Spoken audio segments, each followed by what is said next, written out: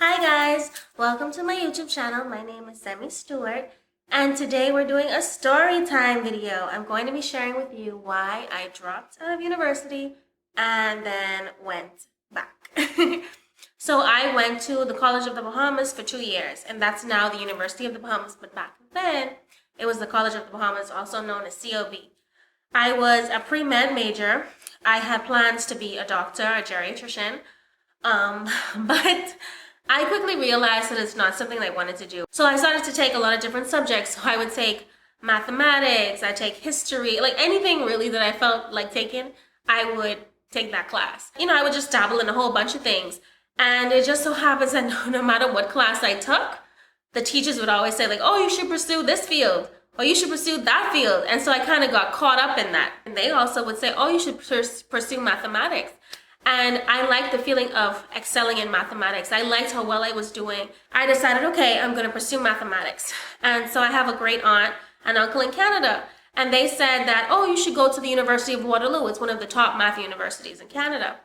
And so I said, okay, I looked at the school, and I decided to apply. So I applied to the university. I got in, which is, yay, I got in. And so I went to the University of Waterloo. And quickly I realized that I was so out of place. If I felt like I was out of place in biochem amongst those people who were like, I'm the best, I'm the best, I'm the best. Oh my gosh.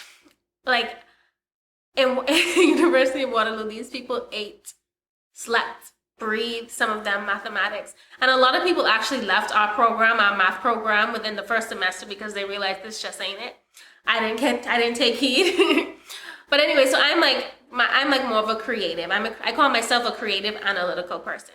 And so I love to write, but I also have an analytical side. I also have a science mind. And so the two kind of mirror and bridge in some way. And I thought mathematics was perfect because it's this beautiful language of symbols and understanding. And I found beauty in it. I still do find beauty in mathematics. And so I proceeded in that. And it was all good. I love the prestige of my university. I liked some of my courses, but my first semester was rough. And for various reasons, I lost my mom when I was young. And so going off to school, especially in a foreign country, really makes you realize, oh my gosh, she's not here. She won't be able to see this moment. And so I was kind of in a bad place emotionally. Number two, I actually went through a really crazy, weird breakup around the same time as I started university, which kind of like put me off balance a little bit in terms of being focused. And number three, my mom died in November, which is around American Thanksgiving. And in Canada, Thanksgiving is in October. Thanksgiving advertisements, etc. It all makes me realize and feel and relive the emotions of losing my mom. And so in Canada, if that is celebrated in October, I think, and it's early October as well, I end up in that really intense period of getting ready to grieve for way longer than I'm used to. So in the Bahamas, I rarely even recognized it because maybe it was like a 3-day window of sadness. In Canada, it was literally over a month. And so during that time, I would sleep a lot. I would be really sad, unable to focus. And I didn't realize it until later in my university career, mind you. So I didn't even realize it in my first year. I just remember feeling, and I didn't know if it was the weather, but I was very, very, very sad. And it actually was me suffering from seasonal depression. And so all of that kind of impacted my ability to focus. I also found that, although I think I did up until Calculus 1, at the College of the Bahamas, but I felt I was ill prepared for the level of mathematics at the University of Waterloo compared to my peers. I do feel like the Bahamas needs to do a better job in terms of lifting the mathematics curriculum up to a higher standard because there was so much, and I mean so much, that I did not know, that I was not prepared for, that they knew in my class that I didn't know. And so the level was beyond me. We had classwork online, we had textbooks, we had assignments, and I never felt like I could keep up. I never ever felt that I could keep up. It was very difficult for me. And on top of that, I had a full course load, which is something that I did because I was on scholarship and I had to, but I just don't operate that way. I should never have had a full course load, especially in my first year. and trying to like really find some semblance of normalcy, trying to get adjusted, trying to find my own, trying to find my network, trying to, all of that combined, it just was not working out in my favor. And so I started to meet more people, and one person in particular who was in my program, he actually transitioned into my program, which was a BMath, a Bachelor of Mathematics in Mathematical Economics. He transferred into the arts version of it, which would be a Bachelor of Arts in Mathematical Economics. And he always would tell me, Zemi, it's so much better on this side. Like, you should really transfer over. And it's because some of the advanced math classes were a little lower. And so instead of having to take applied math, for example, 350, you could get away with taking applied math 250. In terms of that, it was a little easier. Number two, because they know you're not a math student, they kind of give you a little bit more grace versus when you're a math student, they're like, oh, you just got to get this done. When you're an art student taking a math course, they're like, oh, we know you need a little extra help. Let's give you some grace. I think that the personality types are different and they give you more support. And so that's what I found when I transitioned later. We'll talk about that. But at the time, I didn't want to transition. I was like, no, I want this Bachelor of Mathematics degree. This is going to look so good on my transcript. I am staying in this program. So I refused to leave. And so that's my own stubbornness. That's my own ego. That's my own stupidity that kept me in this program that was really literally beating me down. All of those things combined really, not having the support, the depression, and putting myself in a load over what I could bear, for my personality type, because I actually need to read everything. I need to read the textbook. I need to read the notes. I need to rewrite the notes. I need to look at the assignment. That's my brain. If you give me a textbook and you say, oh, don't use the textbook, use the course notes, I will have anxiety because I'm like, I need to read the textbook. I need to read the textbook. I need to read the course notes. I need to read my notes, and I need to bring them all together into one document. That's how my brain works. I need it all in one place. And I never felt my whole university career at Waterloo, I never felt I had enough time to put everything together. I would be learning things for the first time when we're studying for finals because we had so many assignments. We had weekly assignments. And when I say weekly assignments, they made them harder than normal because they had so many people who would cheat or look up answers online. And so they really put you to work. Those assignments really, really put you to work. They were really intensive. And if you have multiple math classes, your computer science class and other, classes, and they're all doing this to you, I felt like I could never keep up. The only time I'd have a break to really get into my textbooks and get into my notes, I felt personally, was when it was time to study for finals. And that's when I'd be like, oh, that's how you do that? And so it just didn't work in my favor. And then because of the seasonal depression, there was times when during that time period, like in the fall semester, in the October, November time, when I would just be skipping classes, doing my own thing, sleeping in class, like all of these things that you should not be doing, period. Like I should have gotten help from a counselor so early in my career at university, but I didn't know. And so what happened was, if you do bad in your first term, so if I do bad in Algebra 1 and Calc 1, I'm going to have trouble for the rest of my university career. If I didn't have a good foundation in my first semester, it's going to be nearly impossible for me to keep up because everything builds on it. It's not like, oh, you do Algebra 1, clean slate, we're moving on to Algebra 2. None of the stuff is related to Algebra 1. No, it's all related. I never felt I was working up to optimal potential, and it was because of all of these things that I was facing. Not to mention, while I was away, I ended up in an abusive relationship that was it was just unhealthy. At various points, it was just toxic. And then leaving that and all of the stress in leaving it, it was just a lot. And part of that was because I turned to him, even when we first started dating, I really threw myself into that relationship because of all of the turmoil I was going through emotionally and not being able to pinpoint to say, hey, Zam, you're really grieving your mom. You're going through some seasonal stuff here. You really need to get some help. I instead went to him to kind of help me through that, And so, all kinds of things. And just really being a broken woman and not realizing it, period. And just becoming more and more broken as you give yourself to guys and you expect that they're going to, really help you, but they're broken as well. And so I ended up with a lot more wounds and scars in my attempt to heal through seeking. You know what I mean? Like, are you here? Do you know what I mean? Anyway, so 2012 rolls around. February comes, and I lose someone who was very close to me. She was like a mother figure to me, and she died of cancer. And I just happened to be home for reading week, and it's amazing because I was thinking, oh, I'm going to surprise her when I go home. I'm not going to call her first. I'm going to surprise her. So I call her to say, hey, I'm here. You know, I want to come see you. And then her daughter answers the phone, and she tells me that mom passed away. I was so devastated. I hadn't felt that type of pain since my own mom died. But I was so thankful to God that I was in the country. I was actually in the Bahamas, able to attend her funeral. I am so thankful to God for that. And then someone else close to me who was like a mother figure to me growing up. In fact, she's a part of a sisterhood, like literally they're sisters. One of the bakery girls, so we call them.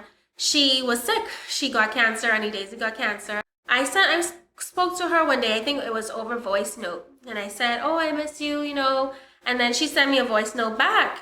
And just hearing her voice and how frail she sounded. And she was like, oh, don't come, you know, stay in school, do your school, and don't come home to visit me. You know, stay over there. Just hearing her, I was like, no, I am booking my flight right away. So my flight was for July 16th, I think.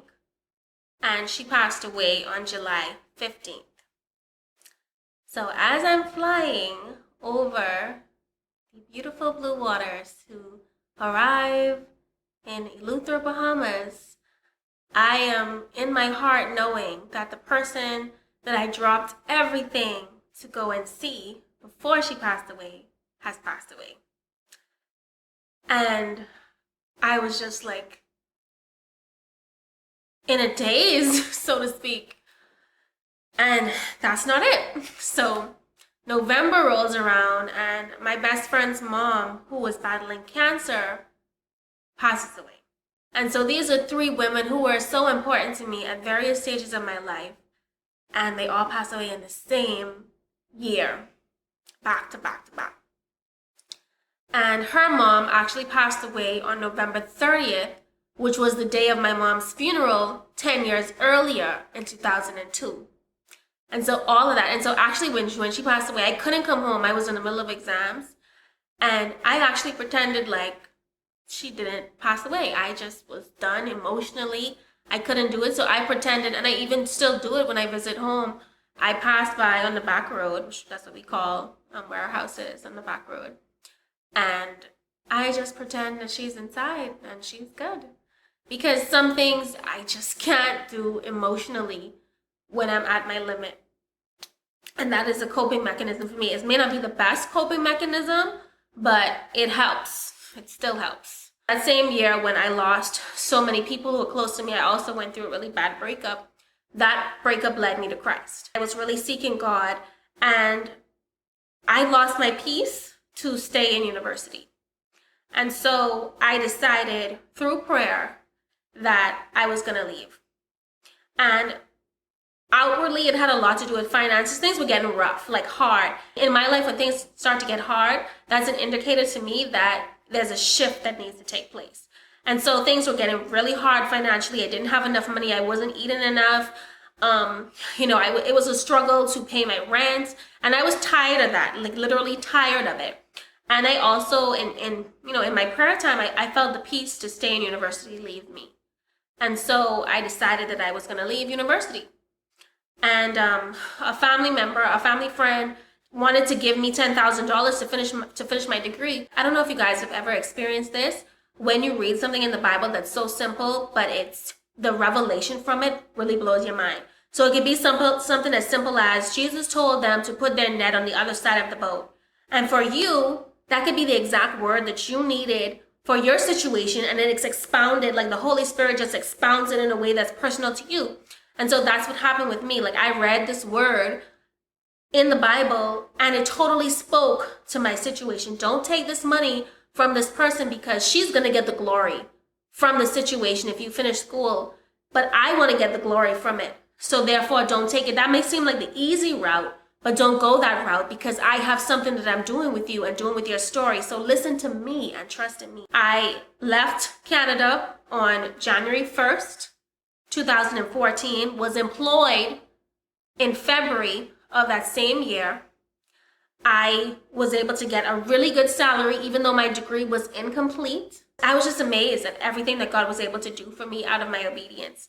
And so I still said, you know what, I want to finish my degree. I'll just get a general degree. And so in Canada, you can get an honors degree, which is a 4-year degree, or a general degree, which is a 3-year degree. And I said, I'm going to get a Bachelor of Mathematics general degree. So I tried it. I went back to the College of the Bahamas, and I took an advanced level mathematics course. I think a 400 level mathematics course.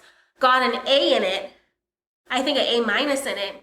But the University of Waterloo wouldn't accept the course because I enrolled at COB before I got clearance from them to take the course. So they didn't care how well I did. They just said, oh, she enrolled before we gave her permission that we were going to accept this credit, therefore we're not accepting this credit. It's pretty much how it read on my transcript, or I read in the letter that they sent me.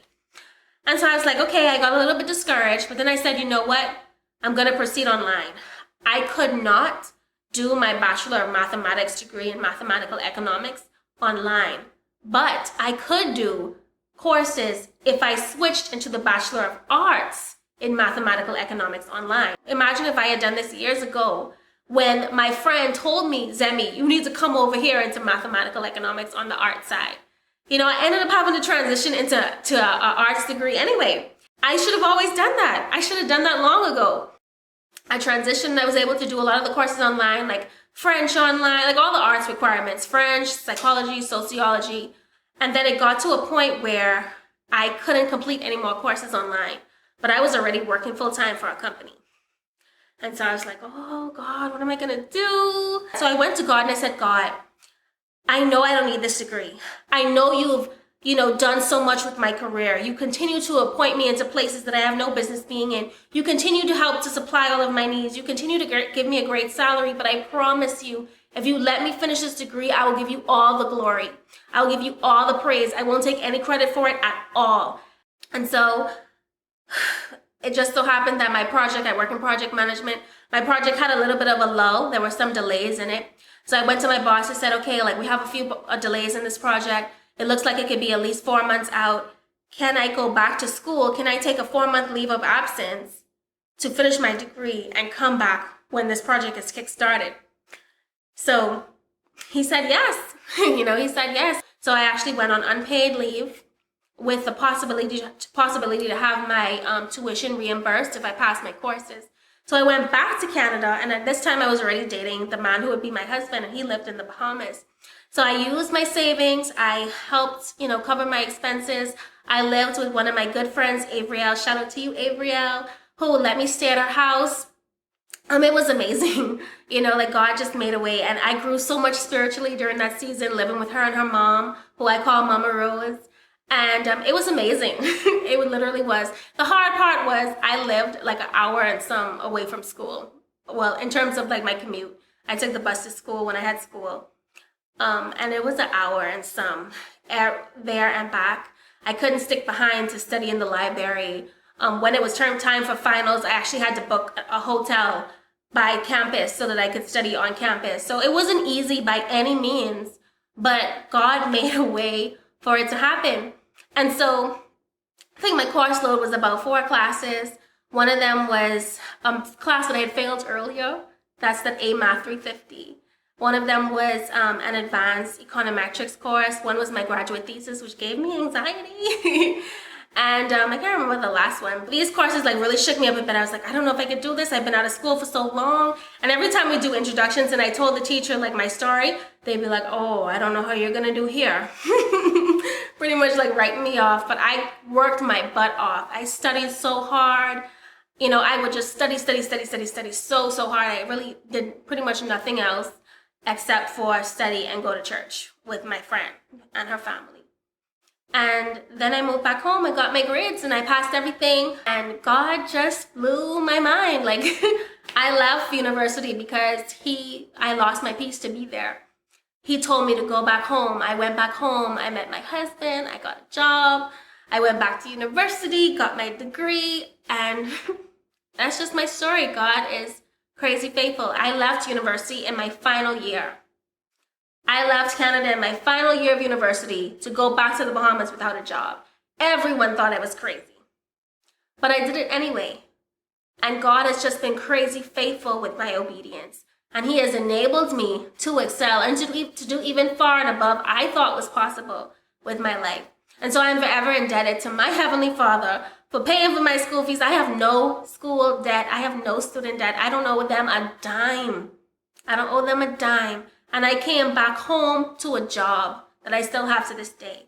I went off to school in 2009, left in 2012, went back in 2016, graduated in 2017. That's my story. I am incredibly thankful and grateful to be a child of God, to have a Heavenly Father who looks after me and who gives me great advice. And I pray the same for you. Bye. Love you.